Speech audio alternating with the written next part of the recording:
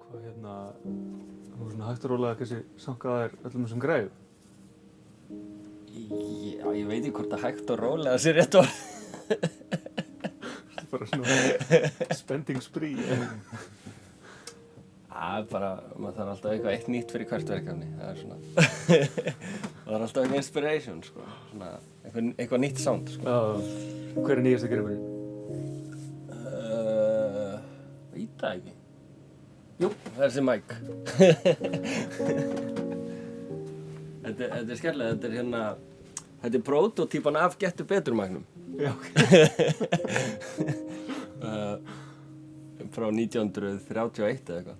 Gettu Betur mækurinn sko alvöru mikrofón sem mjög mikils virði. Í alvöru? Já, sem lenti held ég óvart í leikmannadeildinni. Vá. Það var mikið fár þegar það fattaðist. Það var búið að spreyja hann gullið þaðan. Ógeðslega sjálfgjafir og mjög dýrir mikrofónar. Ég held að leikmannadeildin hafi haldið að þetta væri eitthvað drasl sem átti að henda.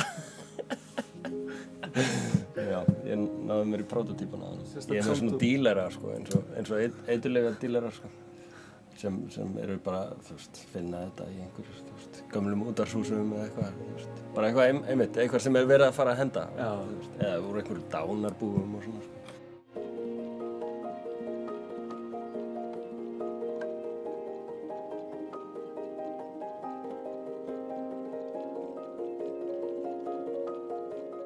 Þú og Sölvi byrjuðu með Alda Music, ekki, hvað eitt og hálft ár síðan? Nei, 2 ár?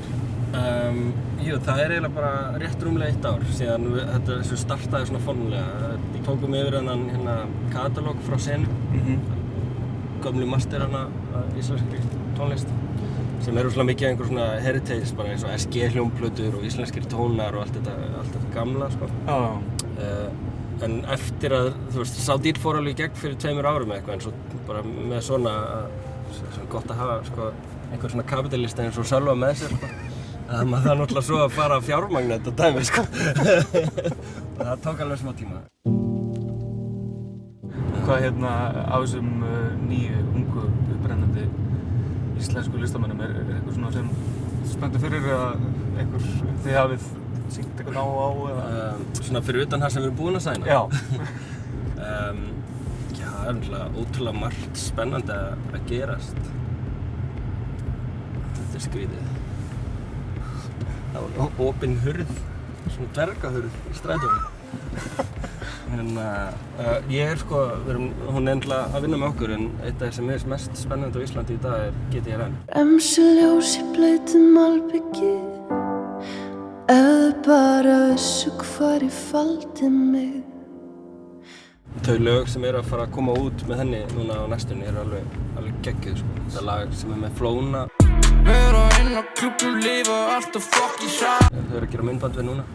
Það er held ég svaka hittari, sko. Og hún er bara svo öflug og klár einhvern veginn. Hún veit hvað hún er að gera. Og mér finnst það svo ótrúlega inspírandi að hitta svona unga krakka sem er ekki bara að sitja og bíða eftir eitthvað meitilabili útlöndum uppkvötið þau, þú veist, þau bara gerast ég myndi ekki nenn að sæna lið sem situr bara að borða í nefi og bíður eftir að eitthvað gerist fyrir þau, sko. Mér finnst þetta mest spennandi í Reykjavík í dag, sko, það er þessi lína hérna, sko. Geggjuð. Það er svo skemmtilega hérna. Maður hefur, þú veist, þótt þetta sé að breytast og svona, þá er samt ennþá bara, ég var að keyra upp í stúdíu í dag og þá var einhver bara skeggjaður maður hérna út á götu að spúla eitthvað tæki sem heitir örugglega eitthvað svona Splinkitoff. Þú veist, þú ert ennþá með þessa menningu, eitthvað svona, þetta er tæki til þess að gera eitthvað gamaldags karlmannlegt við fisk og það einhvern veginn blandast við einhverja hipp eins og mig, þetta er svo frábært. Ég hef samt ekki spurt fiskifólki hvort að þeim finnst það endilega frábært. En mér finnst þetta gaman. Já, mér finnst þú ætti nú að bjóða sjómönnum hérna í kaffi, sko. Við gerum það, sko, hjá okkur reglulega, sko, til að reyna að halda friðinn við þá, sko. Í alvöru? Já, þeir þykja ekki með mikið boðið, sko.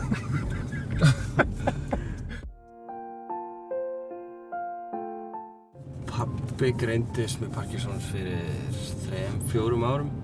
Ég hef aldrei sko upplifað annað eins æðruleysi og þann mann þegar hann greindist með þetta. Það var bara, jæja, hann að fara á eftirlaun og svona, það er bara, ég kom í nýja vinnu. Bara að halda niður í þessum sjúkdóm, hann skal sko ekki ná mér. Vá. Og það er ótrúlegt að sjá, þú veist, hann labbar upp á Esjuna, þú veist, 2 í viku og heldur þessu rosalega niðri þannig sem er náttúrulega langbesta leiðin að vera rosalega aktífur, nota hausinn, nota líkamann. Akkurat. Krútlegt að sjá, þú veist, mamma gerir alltaf æfingarna með honum á morgnana, sko, það er svona peer support, sko.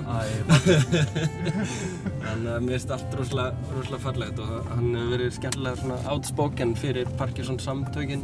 Eru einhverjir svona kynningarherferð með þeim núna að útskýra svolítið fyrir fólki hvað þessi sjúkdómur er og hvað maður getur gert og hvað maður getur ekki gert.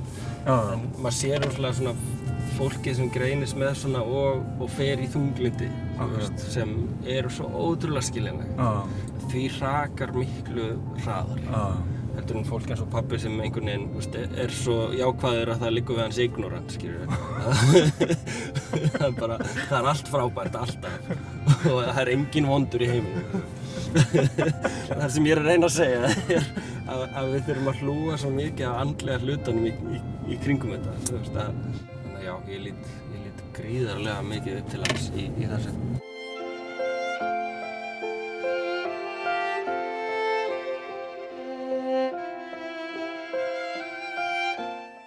Ég elska fólk sem svona vinkar manni þegar maður er að stoppa fyrir þeim.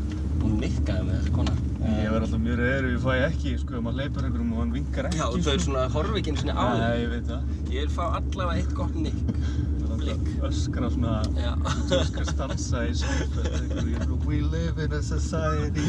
You know, we're living in a society. We're supposed to act in a civilized way.